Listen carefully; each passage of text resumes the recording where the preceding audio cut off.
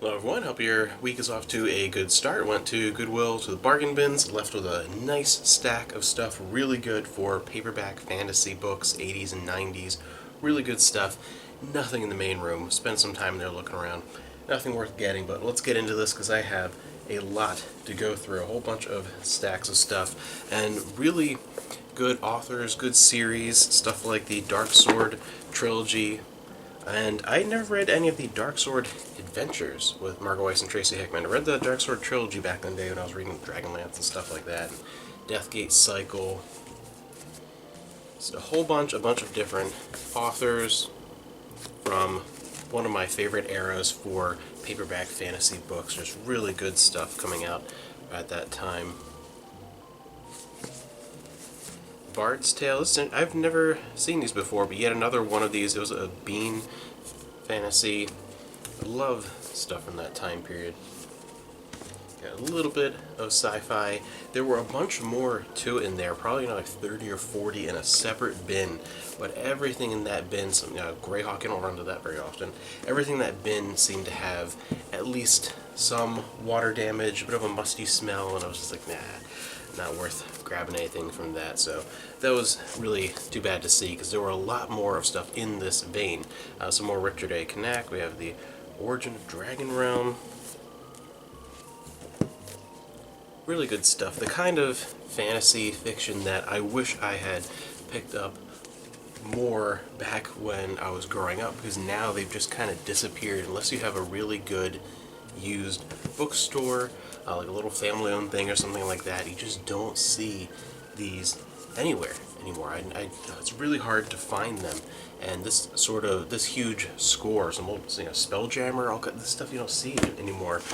Getting this much at one time at a thrift store is such a rarity that it was too bad that that one bin full was messed up, because there are so many, and a lot of these are ones that I recognized, either ones that I had read back in the day or I remember seeing at the local library or the bookstore, going into Borders books and things like that, all over the place, and they felt like they were just kind of always going to be there because there were tons of those.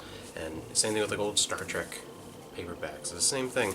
They were everywhere, and they just kind of disappeared. One older Star Wars. It's a pretty nice cover. So a whole bunch, and all of these books, plus like literally everything I got today, was less than $10 for everything, so that you can't beat that. This one, I never read the book, but I recognized the cover immediately. This is a Keith Parkinson cover. This is one of the ones that was hanging up in the living room in their old house.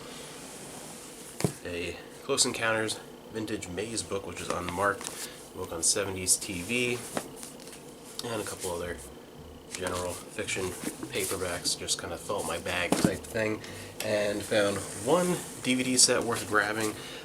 As originally it was marked $5, but it was in the bargain room, so it was maybe $1, but it's sealed. So it's Charlton Heston Presents the Bible, like, box set. So for $1, that was worth grabbing. 1980 Pontiac Firebird manual. Some of these old car manuals, this isn't super great shape. It was free sitting at the bottom of my bag, so that was the only reason why I grabbed it. Someone might want that, and for free they want it for anything. That just goes. A couple more VHS finds.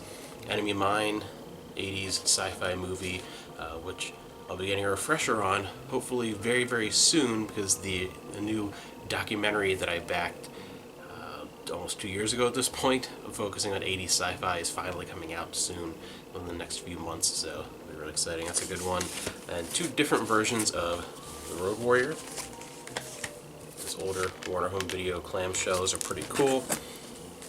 I've always liked this cover for Empire Strikes Back, probably one of my favorite covers. This is pretty common to find on VHS. A lot of, I think, the Betamax releases. CED has that cover as well.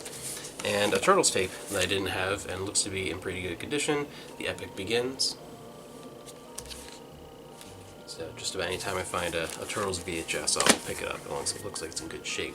I'm picking up a lot more VHS recently because we are expanding where we're listing those, because we added an Etsy store to our network of stores that we have. Keep spreading.